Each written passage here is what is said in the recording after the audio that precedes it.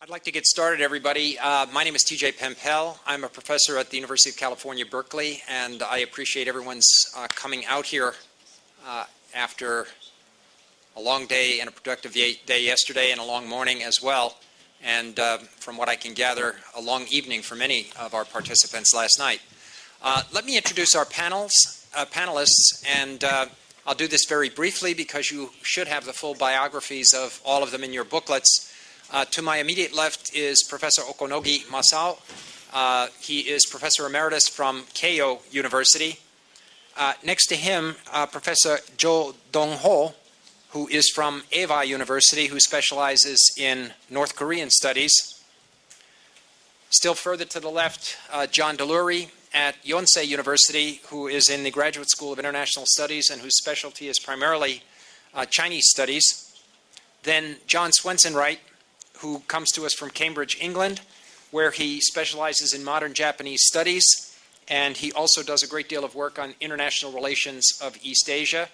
And both of the two Johns are involved in global Asia in various editorial capacities. And then finally, to the far left, Professor Jin Jingyi from Beida, Beijing University, and he is a specialist on China-Korean relations.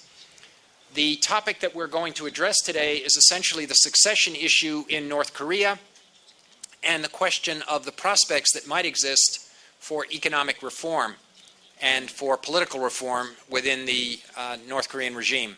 So I've asked each of our panelists to limit their remarks to 5 minutes with a 2-minute cushion max, and we will do all sorts of things to try to keep to the time limit, because the chair has a plane to catch, and I have every interest in making my plane, so I will do my best to enforce the time. So let me start with Professor Okonogi.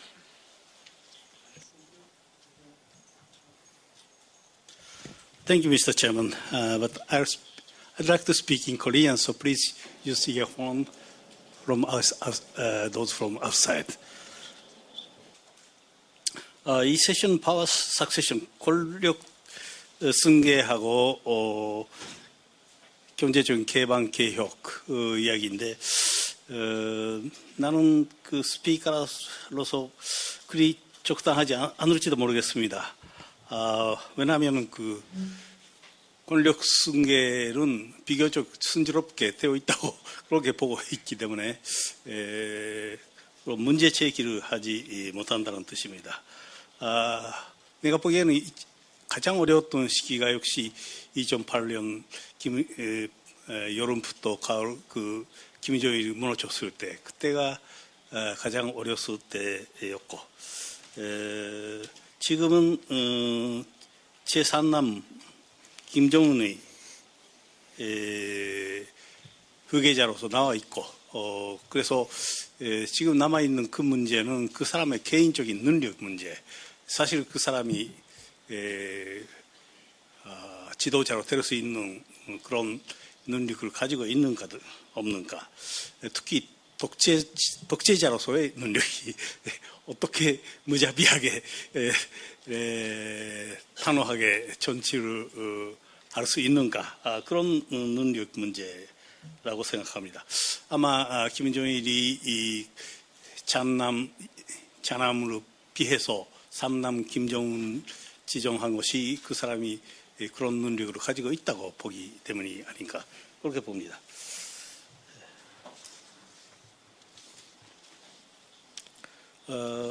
사실은 저는 오전쪽에 전체 회의에서도 이야기했는데 지금 북한에서는 여러 가지 문제가 진행되고 있습니다만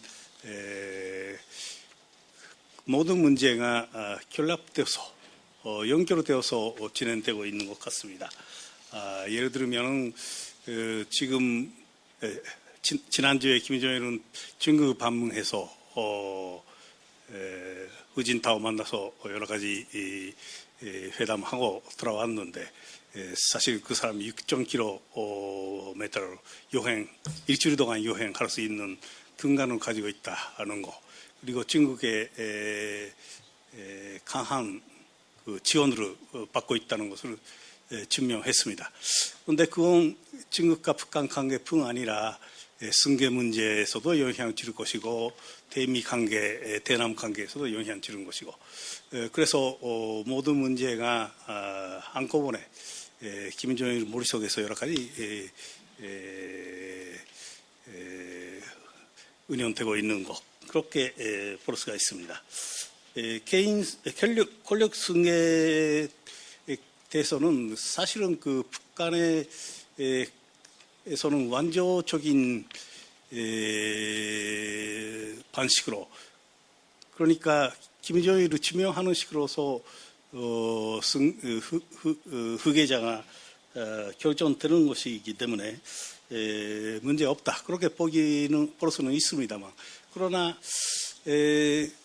역시 너무 젊었다는 것이 문제이죠. 그래서 작년 9월에는 탄 대표자회를 열리고 탄 조직을 정상화해서 그 사람으로 박합하는 그런 모양으로 보이고 있습니다. 30년 만에 그런 단대회를 열린다. 내 기억하기에는 80년에 6차 대회 이후 그런 큰 대회는 처음이니까 30년 만에 그런 대회를 하고 개최하고 그리고 그 사람으로 당 군사위원회 부위원장으로 지명했다는 것이 역시 중요한 일이었다. 그렇게 할 수가 있습니다. 그리고 그러나 그 승계는 아직까지 끝나지 못하고 김정일이 건강 유지하는 이상 그 사람이 지금 모든 것을 하고 있다고 나는 보고 있습니다. 될 수 있는 대로 후계자를 위해서 마무리해서 조건으로 만들어 있는 것이기 때문에 이제부터 김정은 군사위원회 위원장은 인민군 최고사령관도 되어야 하고 국방위원회에서도 지명한 자리를 얻어야 하고 그런 것이 하나씩 성사되고 나중에 완전히 김정일이 지고 난 후에 후계자로서 다음 지도자로서 등장한다. 그렇게 보고 있습니다. 개혁 개방 이야기는 여러 가지가 있습니다만 2 minutes. 오케이. 중국과의 관계에 있어서 그것을 추진하려고 하고 있는 것 같습니다.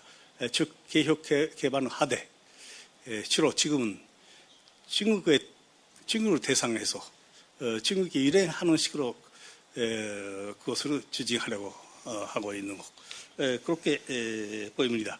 그러니까 남한에 대해서 그런 식으로 개방하는 것도 아니고 근데 어떤 식으로 하고 있는가에 대해서는 뭐 마지막에 계시는 김경일 교수가 그 전문가이기 때문에 나중에 그 이야기를 해줄 것이라 그렇게 믿겠습니다. 감사합니다.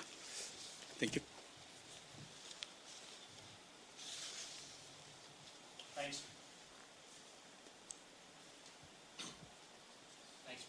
Thanks very much. Thanks very much. Professor Bill. Well, thank you, Mr. Chairman. I'm going to talk about current North Korean economic condition. It is not because I am an economist, but because evaluation of current North Korean economic condition is very closely related with the theme of this session, opening and reform of DPRK in the future. Many people think that North Korean economic condition is very bad now. However, I don't believe that. If I say my conclusion first, I believe North Korean economic condition is getting better recently.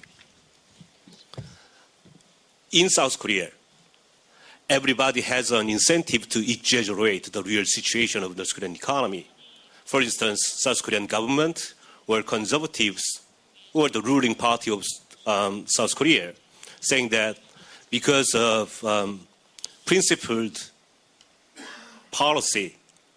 North Korean policy by Lee Myung-bak is very, effective. So that's why North Korean economy is bad. So we have to maintain current policy direction in order to make North Korea, let's say, apologize or say sorry. On the other hand, opposition party or NGOs saying that because of these hardline policies, North Korean economy is bad and people are starving, so it is better to change the current policy directions. Well, then why do I believe North Korean economy is going good? There are two reasons. One is thanks to market. Since 2003, markets were allowed in North Korea. So now people, and since then, market has been expanding in terms of numbers and in terms of also sizes.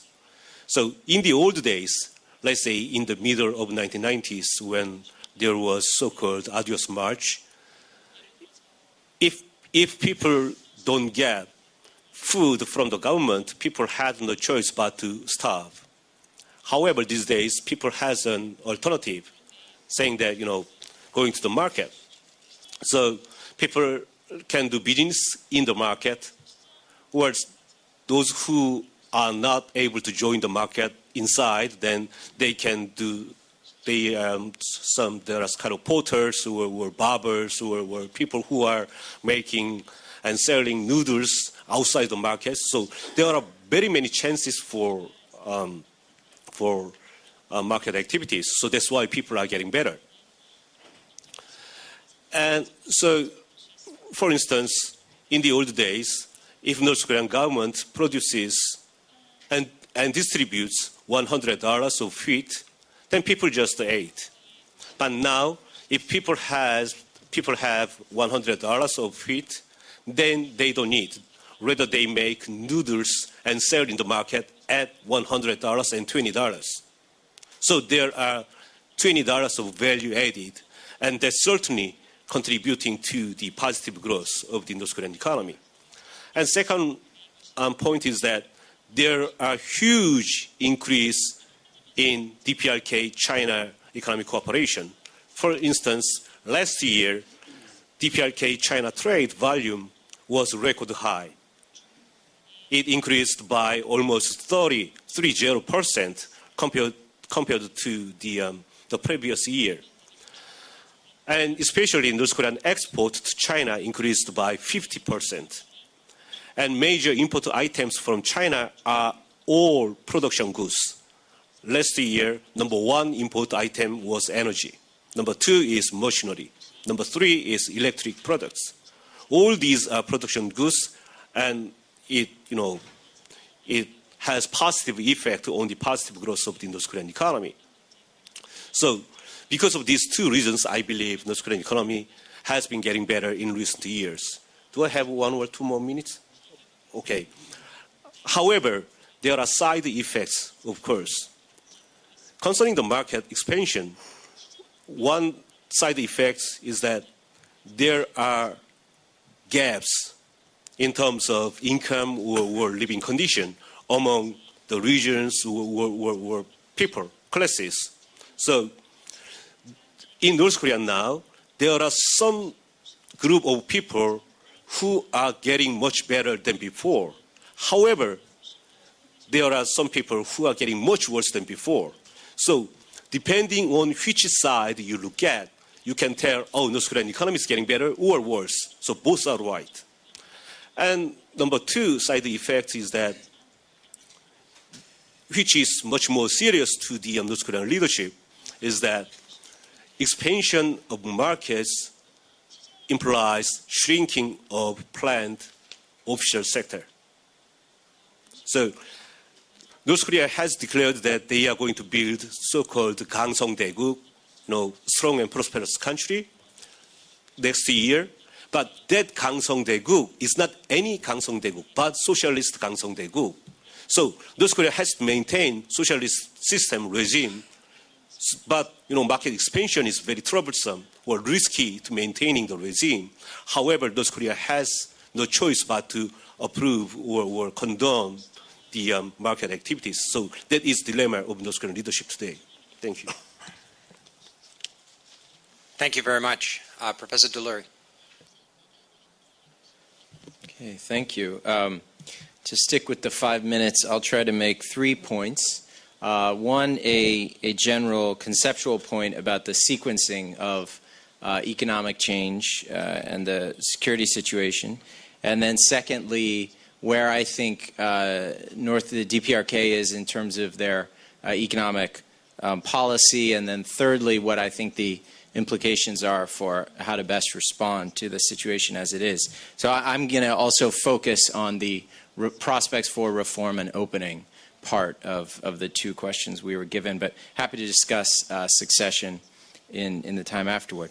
So the first overall conceptual point, and this is something that was for me one of the main lessons learned from a 2-year and I suppose ongoing project by a small unofficial initiative by a small group of Americans that I've been a part of to make a case for economic engagement from the American side with North Korea and propose some very modest measures for how to do that. So we started that work in early 2009 when I was at the U.S.-China Center at Asia Society and published a task force report making that case. But one of the main lessons for me, and during these 2 years I've had somewhat regular contact, direct contact with North Korean diplomats in different parts of the world, and also regular dialogue, especially with Chinese, because that's my background is China, so trying to understand the Chinese perspective on North Korea. For me, the biggest lesson learned has been that security precedes development, that the security situation will have to improve significantly from the North Korean perspective. Their perception of their security environment will have to improve significantly before there will be a real serious and systematic push at reform and opening, and particularly at economic reform. And I'm probably biased by my background coming from China, where that's my understanding of what's happened in China, is that it was really under Mao, even in the worst years of Mao, that China achieved a level of security, primarily through the new relationship with the United States, and that the major economic direction of reform and opening under Deng Xiaoping came next in the late 70s and early 1980s. And I think the reason for that makes sense from a North Korean perspective, is that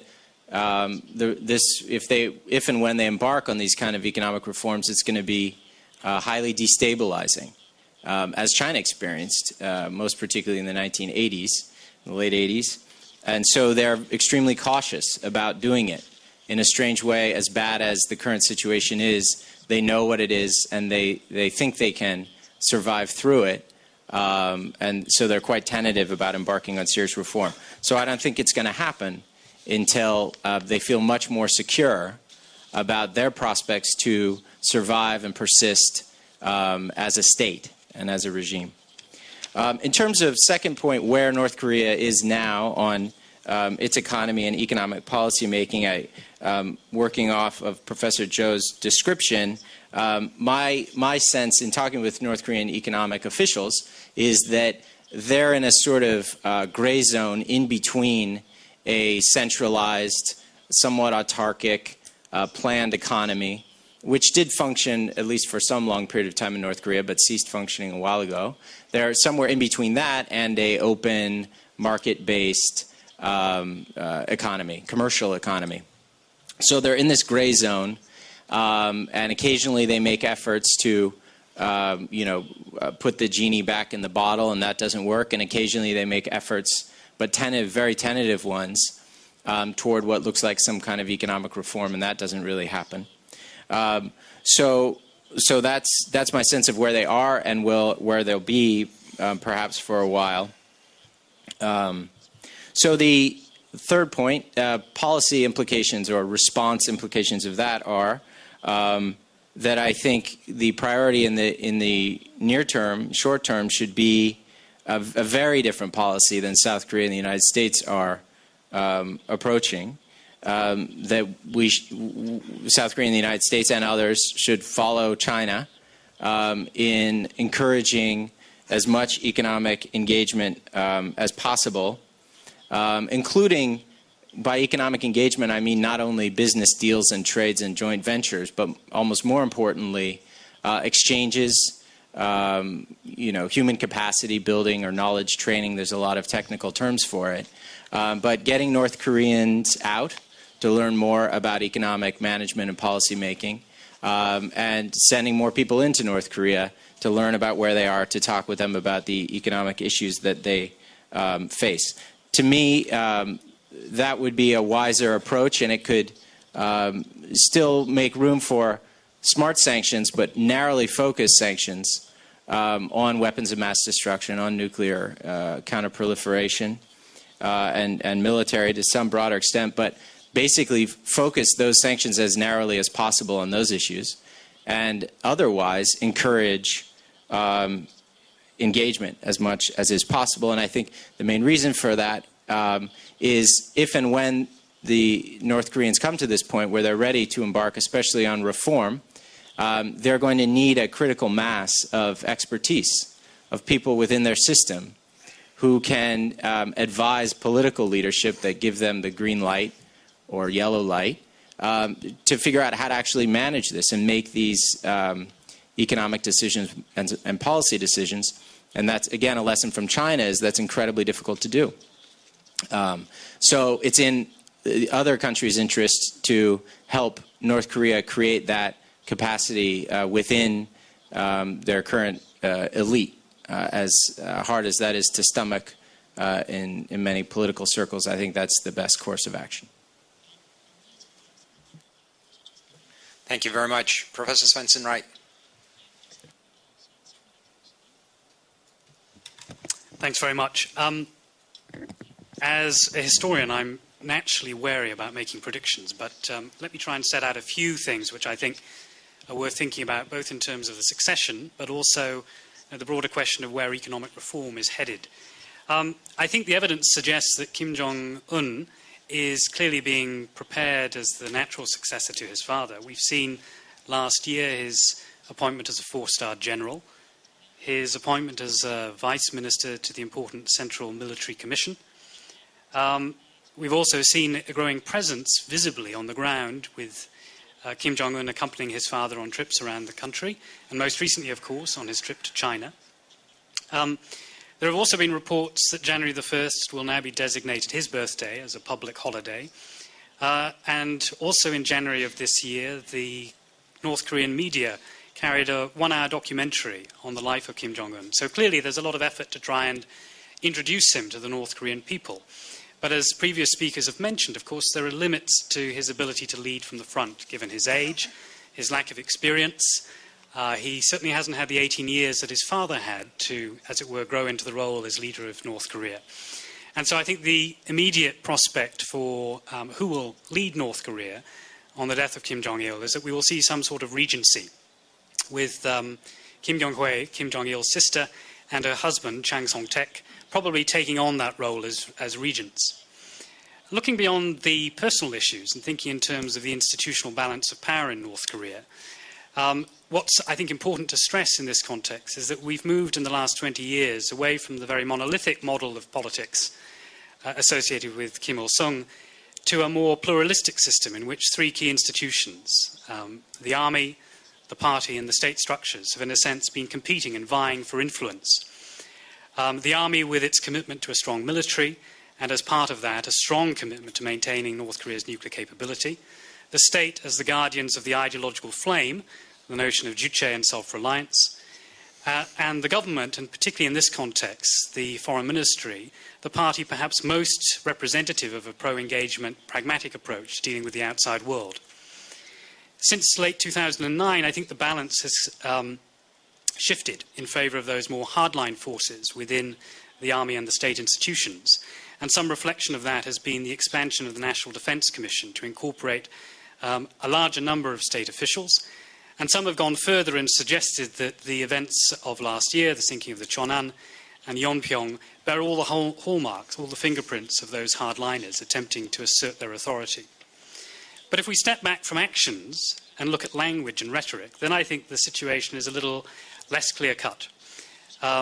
In this year's joint New Year's editorial, we saw in a commitment to meetings at any time and at any place with anyone, a signal from the regime that they want to engage.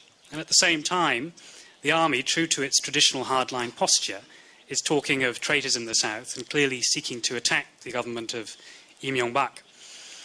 The factor that I think is going to encourage the forces of moderation, at least in the medium term, to win out, is the economic conditions of the country. And in this context, I think I have a slightly different position from Professor Zhu. Yes, it's true that there has been a great deal of, in a sense, practical change at the ground level in terms of marketization. But rather than seeing this as an active attempt by the state to introduce change, it perhaps might be more useful to think of this as a process of bottom-up reform, reform driven by economic necessity. And this grey economy in which individuals, simply by virtue of economic necessity, are struggling to, in a sense, challenge indirectly the power of the state for economic reasons, whether it's through taking second jobs, or in a sense with the covert connivance of their employers in the state structures to moonlight or to seek new economic opportunities. All of these changes, I think, represent a fragmentation of the state and create a context in which new stresses and strains are emerging. We've seen the outbreak of more cases of corruption, of undesirable social activity, whether it's prostitution or gambling. And in response to that, the state has been seeking to reassert its authority by emphasizing, for example, the importance of more indoctrination of state and party officials. And this represents, I think, a movement backwards. In terms of solutions and thinking what the international community can provide as a response to these changes on the ground level, in terms of the immediate nuclear challenge, China's approach and its emphasis on a three-stage phased approach for negotiation, prioritizing re-establishment of dialogue between North and South Korea, leading in turn to closer dialogue between Washington and Pyongyang, and ultimately the restart of the six-party talks process, represents a viable first step. But the limits in this case are associated with certain key ambiguities, not least the ambiguity over denuclearization and how to define it. Because the North's perception is that denuclearization is a much more comprehensive approach than simple denuclearization of the Korean Peninsula, but an approach which would effectively mean the United States giving up on extended deterrence and abandoning its alliance relationships with South Korea and Japan. And clearly that's not a practical step forward. The North, for its part, I think, for rational, self-interested reasons, sees its nuclear capability as its most important insurance policy, and therefore is not about to give up on this initiative. So where are we left? I think probably the area where I would like to stress as a European is, in a sense, to echo the remarks of the previous speaker, which is to say that we can think in terms of educational engagement, cultural contacts, and the role of NGOs in facilitating positive dialogue. In this context, I think the European experience is important because Europe has established a residential, as it were, presence in North Korea, whether it's through humanitarian assistance or last year, for example, the establishment of the Pyongyang University of Science and Technology. These are creating real frameworks for trust and collaboration. And without wishing to sound overly optimistic, because I think there are limits to how far this process can go, they provide us, I think, with an important blueprint or a roadmap for conceptualizing how best to promote dialogue with the North. It is effectively an incremental approach. But why that incremental approach is important is, I think, really explained by the precarious nature of the relationship that we saw last year. We shouldn't forget that one of the key hallmarks of the North Korean government's approach to its relations with its neighbours is its willingness to intentionally provoke, to secure the attention of the international community. Out of that comes a situation, particularly with the North-South relationship as precarious as it is at present, of the risk of conflict through miscalculation. And dialogue and discussion and this type of engagement is a necessary means of, I think, reducing the risk of conflict through miscalculation and encouraging trust and wider cooperation. But I think that's my time. Thank you very much. And finally, Professor Jin.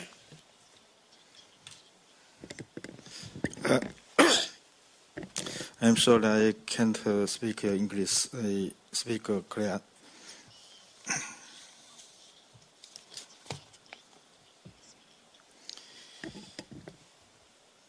그 후계자 그 문제에 한해서는요, 제가 보건대는 그러니까 북한의 그 후계자 문제 안에서 제가 좀 부정적인 그 견해를 많이 가질 때 있습니다. 후계자 그런 게 있을 수 없다고 저는 생각했대는데요.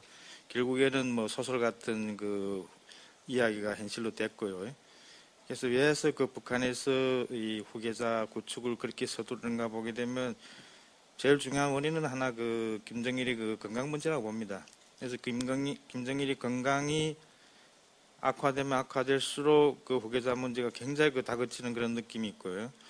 그래서 이것은 이 김정일이 건강하고 관계되는 것, 그리고 북한에서 후계자를 그 김정일 3남으로서 결정할 수밖에 없는 그런 상황이 아닌가 저는 생각합니다. 그 체제상의 특성상에. 그래서 그 김정일이 무슨 급변 사태가 있다 할 때 그 권력을 자기 자식이 아니고 친척이 아닌 다른 사람한테다 넘겨줘서 작은 정권이 현 체제를 유지할 수 있겠나 이런 측면에서 볼 때는 여전히 이 정권 유지 이런 측면에서 이런 선택을 할 수밖에 없지 않았는가 생각합니다. 그래서 그게 좋고 나쁘고를 떠나서 이 권력 체제 구축이 그 한반도의 이 북한의 그 정권 유지와 안정 그리고 더 나아가서 경제 회복 발전에 유리한가 불리한가 놓고 볼 때는 좀 더 우리가 다르게 좀 생각해봐야 되지 않겠나 그런 측면에서 제가 느끼건대 후계자 구축은 이때까지 보게 되면 1단계는 순리롭게 통과됐고 지금 2단계에 진입하지 않는가 생각해서 총체적으로는 순리롭게 진행되는 과정이다. 저는 그렇게 봅니다. 그리고 김정은이 후계자 체제 구축을 원만하게 이행하려게 되면 제일 중요한 거는 경제라고 봅니다. 저는. 그러니까 지금 북한은 이제 방금 조홍호 교수님도 말씀하셨지만 저도 거기 동감이고요. 경제는 분명 좋아지는 면이 있습니다. 그런데 중국의 계획개방 특성 놓고 보면 경제가 조금 좋아지게 되면 다른 문제가 많이 생기는 그런 특성이 있거든요. 그래서 역시 지금 어떤 분들이 지금 그러니까 한국의 주요 매체들도 그런 얘기를 많이 하는데 북한에서 정부에 대해 무슨 이렇게 비난하고 욕하고 이런 걸 많이 얘기하는데 저는 다른 한 측면에서 경제가 좀 좋아지면서 뭔가 조금 여유가 있어서 그런 것도 생기지 않나 그런 측면으로도 좀 보고 싶고요. 그래서 총체적으로 저도 북한을 갔다 오면서 느낀 게 그전보다는 많이 풀어졌다는 걸 그런 걸 느낄 수 있었습니다. 그리고 사실상 경제뿐만 아니라 사람들이 말하는 태도 여러 가지를 볼 때 그전보다 확실히 큰 변화가 있다는 걸 느꼈습니다. 그래서 이번에 김정일이 방중하면서 우리가 모두 기대했던 거는 획기적인 혹은 깜짝 쇼라든가 획기적인 이런 걸 가져오지 않았는가 자꾸 얘기를 하는데 근데 사실 저는 그것보다 더 중요한 게 북한은 지금 변화하고 있다. 근데 그 변화는 획기적인 큰 변화는 아니지만 실질적인 변화가 있다. 저는 그렇게 보는 겁니다. 그러면 북한은 사실 계획 개방 의지가 있냐 없냐 이게 그냥 도마에 오르고 하는데요. 저는 80년대 중국이 금방 계획 개방했을 때 북한이 중국을 따라서 계획 개방 길을 들어섰다고 봅니다. 그래서 그때 나진 선봉이라든가 특구라든가 혹은 외자 도입이라든가 이러한 것에서 북한도 뭔가 발걸음을 내디뎠는데 거기에 대해서 결정적 타격을 준 게 중국의 천안문 사태하고 루마니아 사태, 동구 사건, 러시아 구소련 붕괴 이 사태가 북한의 계획 개방 의지를 결정적으로 좌절시켰다고 봅니다. 그래서 북한이 이때까지 추구한 거는 한 걸음 한 걸음 이런 계획 개방이 아니고 결국에는 이 도약식 발전, 그러면 핵을 가지고 뭔가 큰 걸 얻어내려 하고요. 그리고 북한 경제 특성상 제가 한번 북경대학 대표단으로 김성종합대학 갔을 때 그분들이 우리하고 얘기하는 게 IT, 나노기술, 생명과학 분야에서 협력할 수 없는가요? 그래서 그런 얘기를 할 때는 최첨단 기술이죠. 최첨단 기술을 그래서 왜 해서 그걸 강조하게 되냐면 그러니까 그런 기술을 발전시키게 되면 계획개방이라든가 농촌계획이라든가 이런 걸 거치지 않고 도약식 발전할 수 있다. 그렇게 생각하는 것 같습니다. 그래서 저는 핵도 그렇고 경제 이 모든 면에서 계획개방을 포기하고 그렇지만 경제는 발전시켜야 하는데 발전시키는 루트가 역시 이렇게 도약식 핵을 가지고 뭔가 큰 걸 얻어내려고 그런 게 아닌가. 이때까지는 그렇게 추구하지 않았는가 그렇게 생각하고요. 그런데 최근에 전 느낌은 이제는 작지만 실질적인 변화가 일어나고 있다. 그걸 느꼈습니다. 그리고 특히 중국하고 북한 이 경제 교류라든가 무역 관계라든가 이런 걸 볼 때는 아주 작지만 실질적인 교류가 시작됐고요. 그러면 왜 해서 지금 중국하고 북한이 이렇게 교류가 어느 때보다도 활발하게 진행될 수 있냐 하게 되면 양국의 국가 이익이 지금 합치됐다고 봅니다. 중국은 지금 그 동북진흥이라는 그 국가적 과제를 완수해야 되는데 북한이 문을 열어 안 주게 되면 사실 그것도 그 헛수고죠. 그래서 중국이 이 동북진흥이라는 이 큰 프로젝트를 수행할 때 꼭 북한은 문을 열게 해야 된다.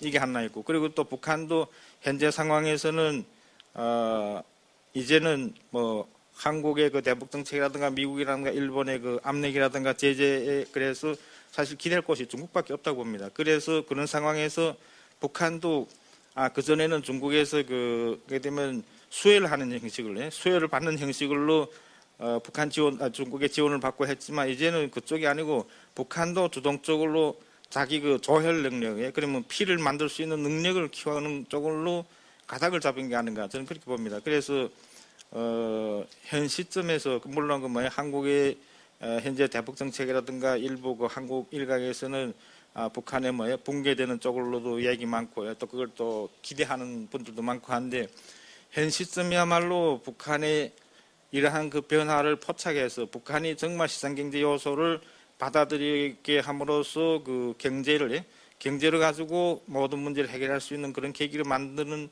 게 현명한 방법이 아닌가 저는 그렇게 생각합니다. 그래서 북한이 경제가 회복되고 발전되게 되면 그에 따라서 많은 문제들이 해결된다고 봅니다.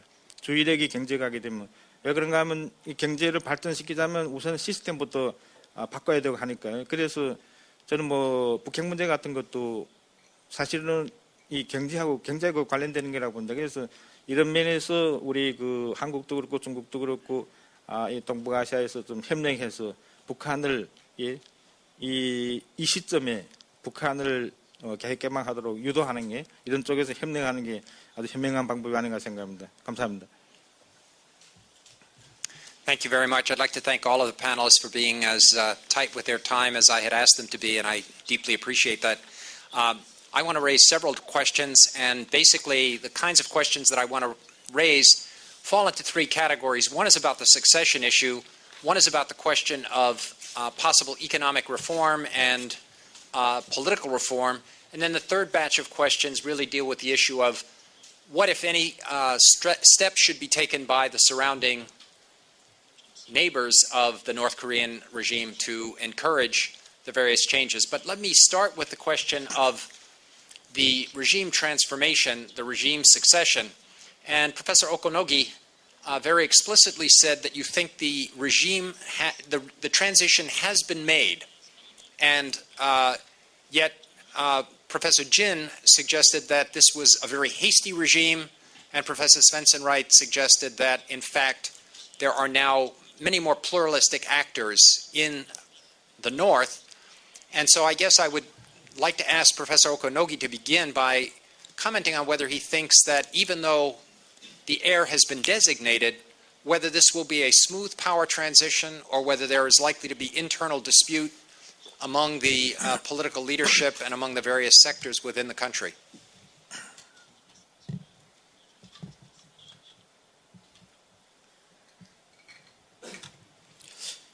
네, 후계 작업이 완성했다. 그런 뜻으로 한 것이 아니라 단계적으로 순조롭게 되어 있다. 그렇게 말씀 들었습니다. 네, 지금 단계 첫 번째 단계는 김정일 건강 나빠졌을 때 어떻게 그 이머전시 대처하는가, 그게 가장 큰 문제였기 때문에. 그런데 2년 전, 3년 전에 그게 없었습니다. 그래서 그 사람들이 서툴러서 그런 경우는 후계자가 김정은이라는 것을 단계적으로 존리해왔다. 그렇게 보고 있습니다. 그러나 그러면은 나중에 김정일은 언제, 그 타이밍이 어렵죠. 언제 돌아가시고 그게 내년인지 5년 후인지 10년 후인지 그게 우리는 알 수가 없습니까? 그래서 그 사람이 오래 가면 갈수록 그 준비는 잘못되는 것이죠. 근데 그 전에 살아있는 동안에 후계가 끝난다는 것은 그러고 있을 수 없는 이야기입니다. 그 김일성부터 김정일도 그랬습니다. 그래서 위험한 게 있다면은 김정일이 일찍 돌아가시고 사망하고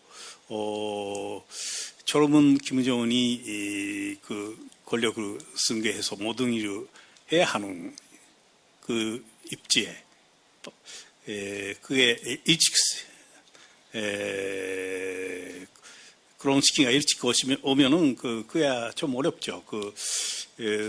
자기 체제를 만들 때까지 아무래도 5년, 10년 걸리기 때문에 그동안은 가도기라고 할 수도 있고 그 가도기는 흑영하는 사람도 도와줄 사람도 있어야 하고 중국도 도와줘야 하고 그런 거 있을 수가 있는 이야기 아닙니까? 그런데 김정은 밖에 선택지는 없는 것이기 때문에 쉽게 권력 투쟁이 일어나서 뭐 한다 그런 게 너무 쉽게 생각하지 않는 게 낫다고 나는 그렇게 봅니다.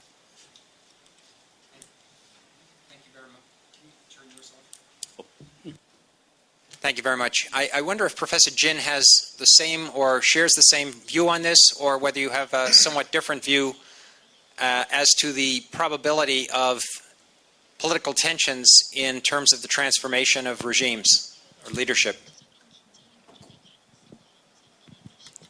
예, 저는 기본상 오코노미스 교수님 견해에 동의하고요.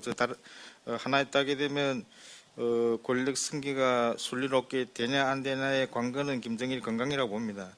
그래서 김정일이 건강이 호전되고 혹은 계속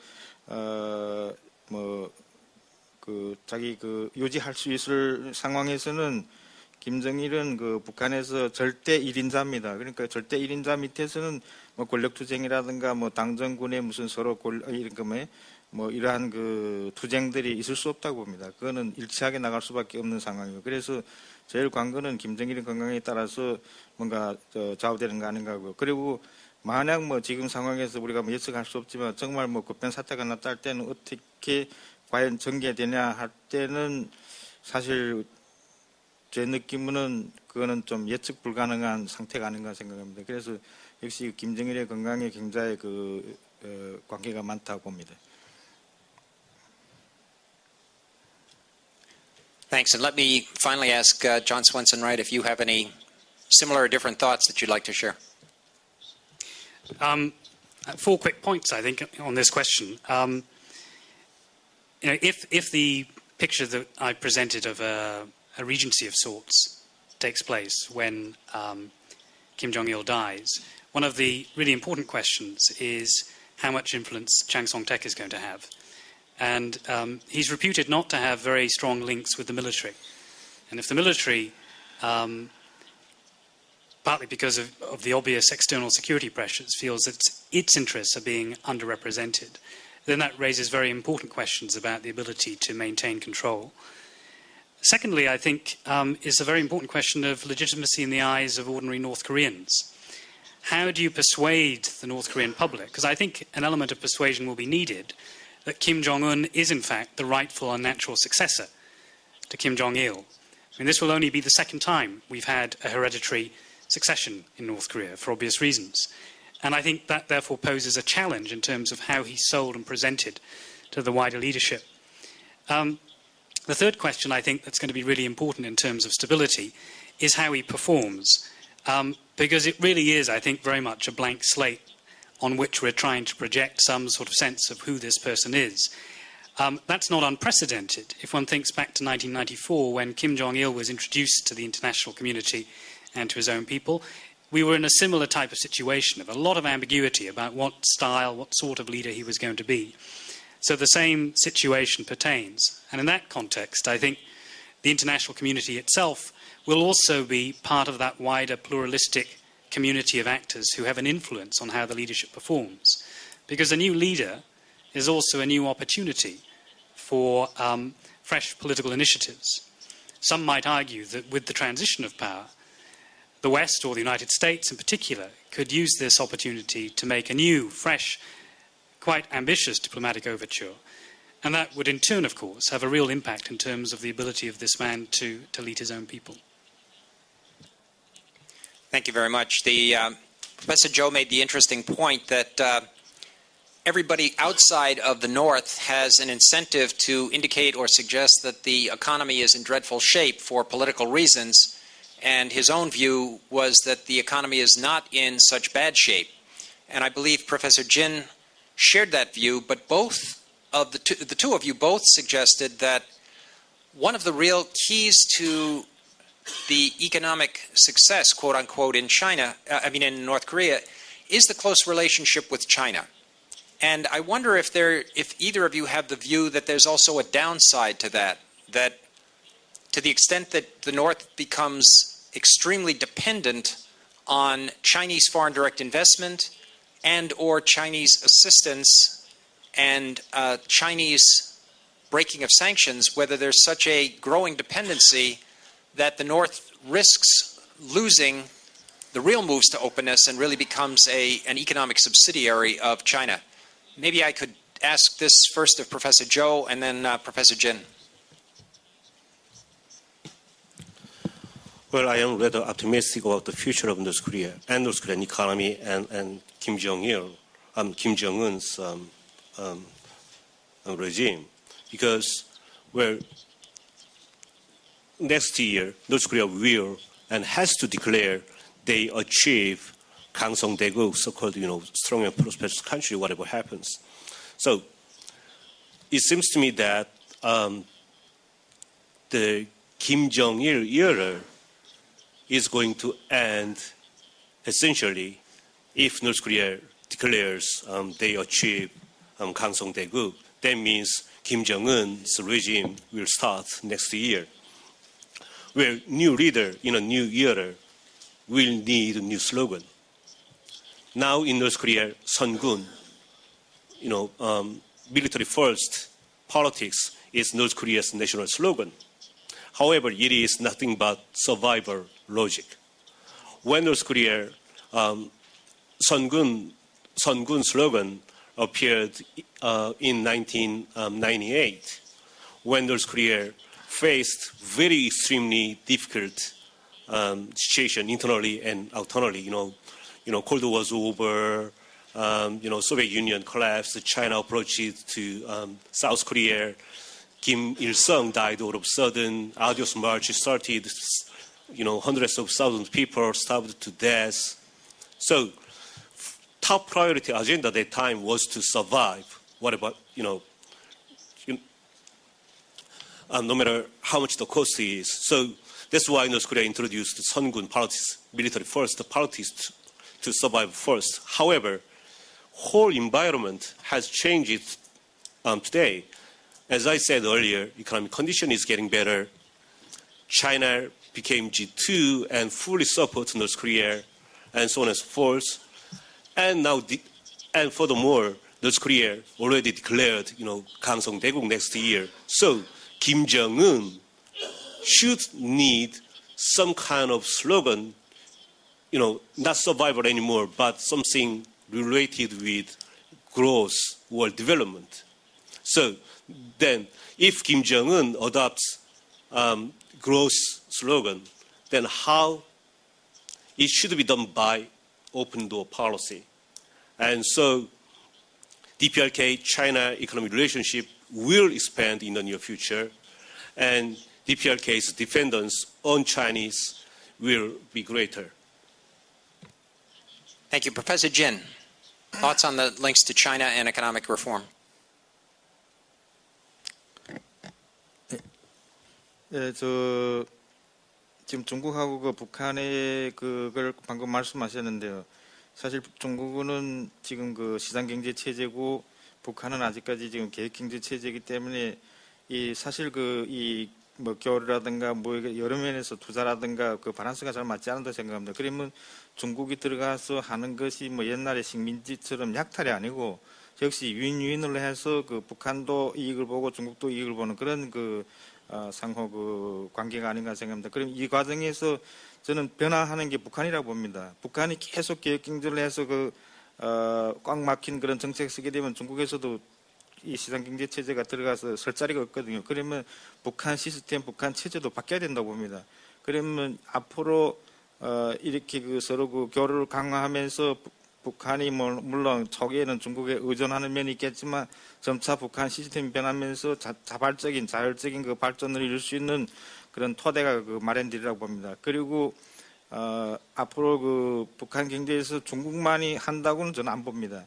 지금 그 당분간은 남북 간이라든가 미국이라든가 일본 관계가 지금 꽉 막혔지만 조만간에 아주 빠른 시일에 저는 남북 관계도 트이고 역시 그 미국이나 일본과 관계도 점차 트이리라고 봅니다. 그러면 중국이 지금 그 북한하고 경제 교류를 하는 것은 역시 선도적으로 북한을 먼저 좀 개변시키고 변화시키는 쪽으로 나가는 게 아닌가 그래서 긍정적으로 보려고 합니다. 왜 그런가 하면 한국에서 그 북한하고 직접 하게 되면 북한은 좀 체제 그 유지에서 그 굉장히 그 위험 부담을 많이 느끼고 하는데 중국과 하는 데서는 좀 그런 게 더 적지 않는가요? 그래서 중국이 이 북한하고 지금 하는 이거는 앞으로 한국이나 미국이나 일본이 북한하고 경제 교류를 하기 위해서 기초를 마련하는 걸로 보고 쪽이 더 적극적인 거 아닌가 생각합니다. 감사합니다.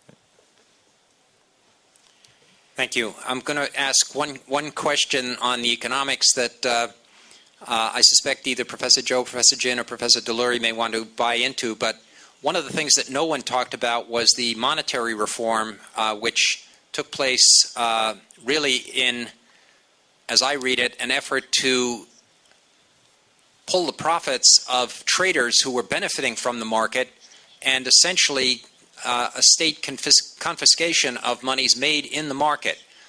And I guess the general question that I would ask is whether those in the North who follow market principles and who make money will have to worry about the possibility of a future confiscation that comes down the road, and whether this will be a major impediment to the deepening of market reforms.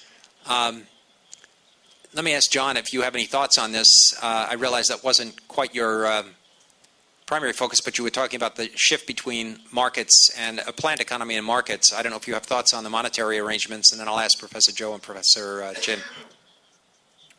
Sure. Just quickly, that is definitely one of the most recent and important signs of, again, this gray zone that the regime is in, where they're not comfortable with harnessing the grassroots marketization that are bottom up that John talked about. So that will be the business environment has that unknown. So it's absolutely, that's one of the basic. There are others. I mean, the entire currency system has to be cleaned up, and there's massive amounts of sovereign debt that have to be dealt with. So to normalize North Korea in economic terms, so that people can do business and make money there, and plan for the future and have some modicum of security in their business dealings. That's going to take these kind of fundamental changes. The only thing I'd add, though, is that that I'm not sure. First of all, I think we still have limited empirical understanding of exactly how it all played out in terms of the currency redenomination. And I sort of had the sense in the visit that I made later that next year that, because it was followed up by some attempts to curtail markets, that those were more or less seen as a failure. So the state, insofar as that was an attempt by the state to reassert its control, it didn't work. So the state, I think, learned something from the process. But absolutely, that's the kind of thing that has to change if you're going to see, a fundamental economic reform. Professor Jin, any thoughts on the monetary question down the road, in the future?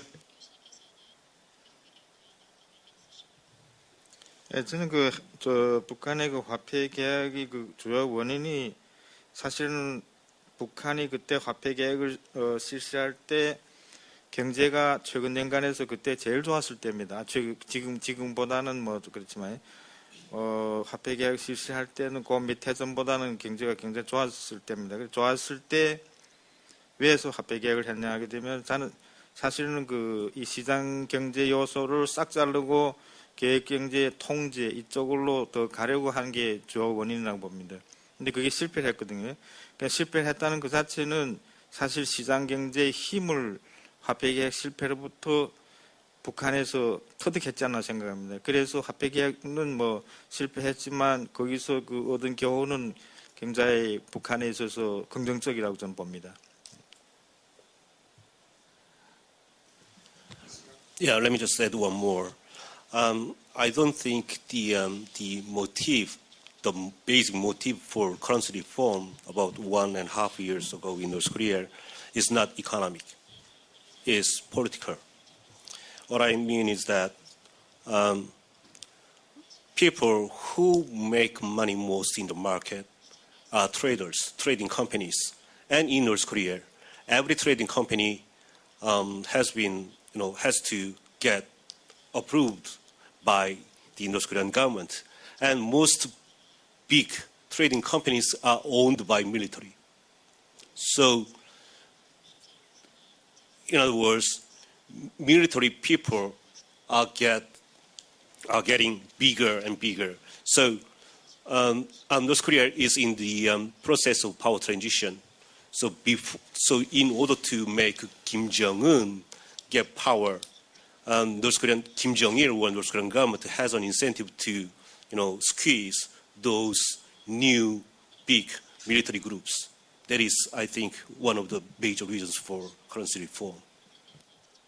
Thanks. Let me shift finally to the third big area, and that is, what does the rest of the world do? And John Delury made the, I think, valuable point that if one draws the example from China, countries like China, like North Korea, are going to be focused most on security, and once security is in place, then they might be prepared to think about development and reform. But the question that I want to pose to him is whether he envisions North Korea being in a situation analogous to that of China in 1970 or 71 or 72. Clearly, the Nixon visits to China and the guarantees of security to China by the United States were very much part of a large geopolitical game. And I guess the question is whether you see North Korea as being in a same kind of pivotal position to take advantage of that so as to somehow get security guarantees from the immediate neighbors, most particularly the United States, and if so, whether that security guarantee will have to come even with the North holding nuclear weapons. Yeah, well, you've put your finger on it, TJ. I mean, I think that's the critical. I think there are different ways in which it could happen. I mean, this is the contrast with the Chinese case is that for reasons that went strongly against ideology, and of course Nixon took serious political risks in what he did because of the geopolitics, because of the common threat of the Soviet Union. It made sense in the mind of Henry Kissinger, who was able to convince Nixon to do what they did with China. And the closest thing, I mean, North Korea can't compare with that. The closest thing is, the Soviet Union here is North Korea's own nuclear program. And so that's but I think Kim Jong-il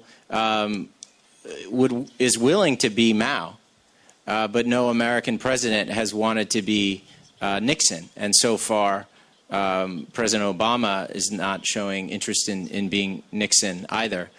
I do think it's possible. I mean, I think there are different ways in which North Korea could achieve this sense of security that I'm saying is a prerequisite for reform and opening.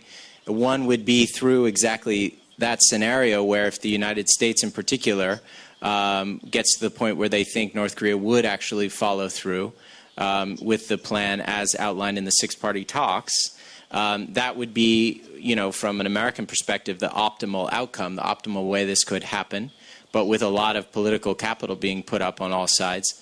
Another, one of the least optimal from an American perspective, would be that North Korea keeps its nuclear capacity and eventually, if things go on, they become convinced they have a nuclear deterrent and they'll never be Libya and they'll never be Iraq, and somehow in a longer time span. That gives them some modicum of security.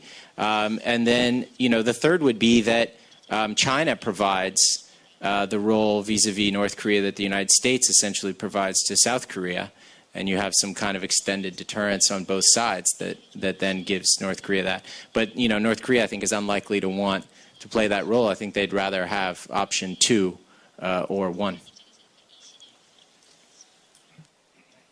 Thanks. A very different perspective on how and where we go was provided by Professor Okonogi in his written comments about talking points. He didn't have the chance to speak about it here, but certainly one of the possibilities for in a combination of economic reform and engagement of the North would come if and when Japan normalizes relations with the DPRK.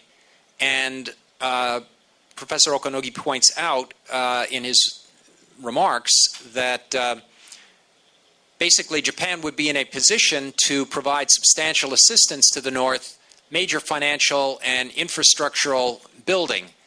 And my question to him would be whether he still thinks this is feasible given the 3/11 disasters in Japan and given the probability that the Japanese government will now have to focus very heavily on providing resources for the areas that have been so severely affected by the triple disaster.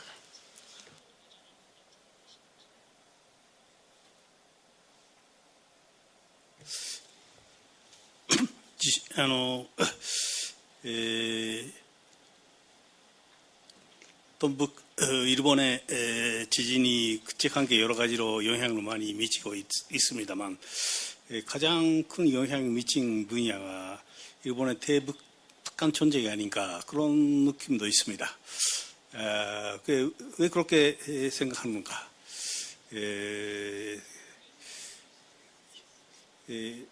납치 문제 때문에 일북한 관계는 벌써 오래전부터 나빠졌습니다만 그래도 문제를 해결해서 관계를 정상화해야 한다. 그렇게 주장하는 사람들 있었습니다. 북한과의 관계를 생각할 때 보통 일본 사람들이 납치 문제, 핵 문제, 그리고 국교 정상화 문제 세 가지가 머릿속에 있는데 그런데 지금 지진의 영향이 너무 커서 납치 문제에 대한 동정심이 안 가요. 예를 들면은 역전해서 모기무해도 다들 지진에 대한 위험금을 합니까? 도네이션을 하죠. 납치 문제에 정부도 관심을 모이기가 어렵습니다. 핵 문제도 마찬가지입니다. 북한 핵 문제도 문제이지만 일본 핵 문제가 또 큰 문제입니다. 원자력 발전소가 몇 개 있는데 50개나 있는데 그거 어떻게 하는가? 머리 그쪽으로 가 있습니다. 그리고 펜프레스 교수가 하신 대로 그러면 국교 정상화하면 또 100억 불이나 돈이 필요하겠지 않느냐? 그럼 돈 문제도 있습니다. 그래서 조건이 나빠질 수밖에 없다고 그렇게 볼 수가 있습니다. 그러나 그래도 만일 북한이 주변 나라하고 관계를 개선하고 핵에 대해서 포기는 안 하되 어느 정도의 그것을 동결을 해서 국제적인 합의, 감식 그런 게 달성되고 그리고 나서 국교 정상화 생각한다면은 그야 정상화 할 때는 하여튼 써야 하는 돈은 써야 한다. 그건 다름이 없다고 나는 생각합니다. 일본의 돈이란 게 내가 쓴 페이퍼 속에 그렇게 지적했는데 다른 나라한테 북한에 지원하는 돈하고 다릅니다. 왜냐하면 식민지 시대에 배산랑 측면이 있기 때문에 그것은 그란트로 되는 거, 주로 그란트로 되는 거, 혹은 아주 뭐랄까 장기적으로 착한으로 되는 돈이기 때문에 코마셜 베이스 아닙니다. 그래서 좋을 때 좋은 기회에 그것을 이용하면은 다른 경제 활성화에 이용할 수 있는 큰 틀이 생긴다. 그렇게 지금도 생각하고 있습니다.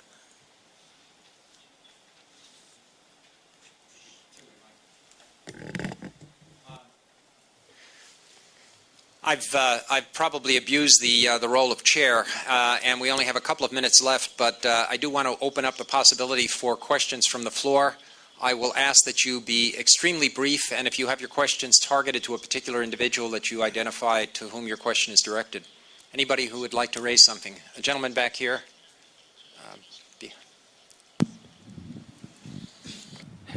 Hello, good morning. Good afternoon, rather.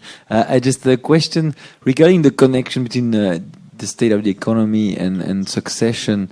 When, I mean, there's increasing transfer of information and goods between China and North Korea.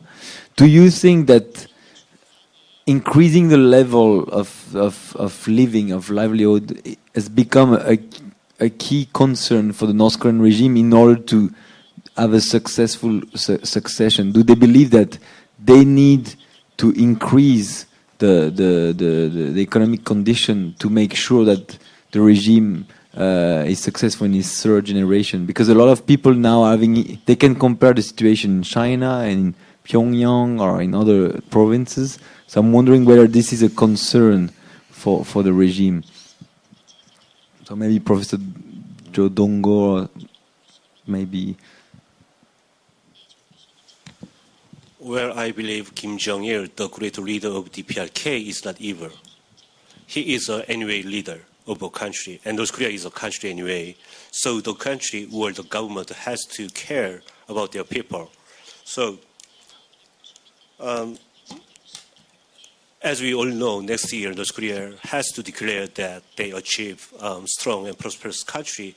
That means North Korean government has on every incentive to increase people's living standard. Otherwise, people don't believe the government. So, on one hand, North Korean government has an incentive to improve the quality of lives of their people, but on the other hand, the DPRK also needs some material capacities to normalize offshore and private sector. That is what I see. John? Did you?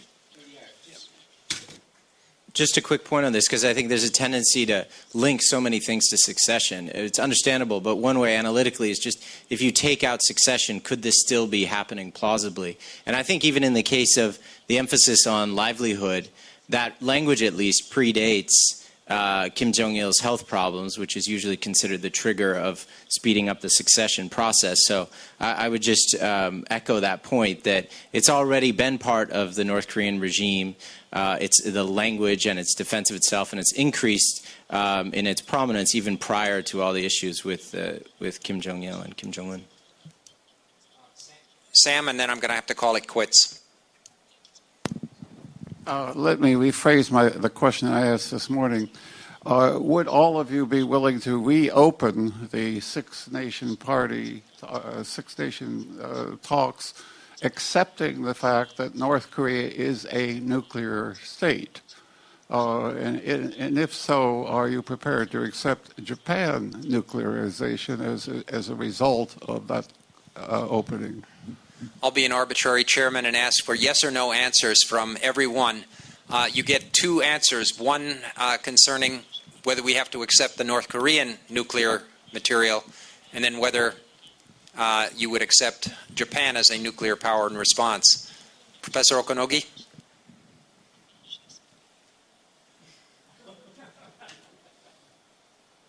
육자, yes. 인정, no. Well, I think. Okay. Huh? Professor Joe?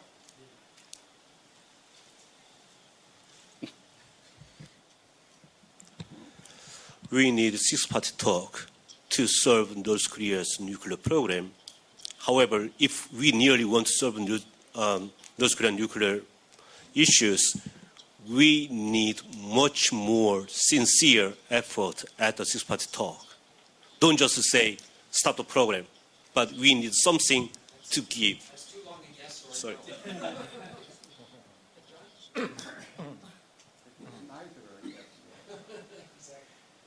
No, but let me add, because the six-party talks wouldn't make sense. But I'll be controversial and echo Yen Shui-tong that if the relationships changed, I think the parties should be able to consider living with a nuclear North Korea, but not as far as the six-party talks is concerned. And that should not be the starting point of negotiation, but it should be in the back of people's head. No to ensure no. And I suppose the qualification to that is, it depends what you mean by a nuclear North Korea. De facto, I think, we already have a nuclear North Korea, and therefore we need talks. But it can't be acknowledged, otherwise we have a yes to the second question, which is clearly undesirable. Finally, Professor Jin. 예, 저도 똑같은 생각입니다. 북핵 문제는 그렇게 하면 안 된다고 보는데, 근데 한마디만 얘기를 하면 북핵 문제는 사실상 동북아 국제정치의 집약된 산물이라고 봅니다. 그래서 육자회담은 북핵 문제를 해결하는 동시에 동북아의 산적한 문제를 해결하는 제 최적의 시스템으로 생각합니다.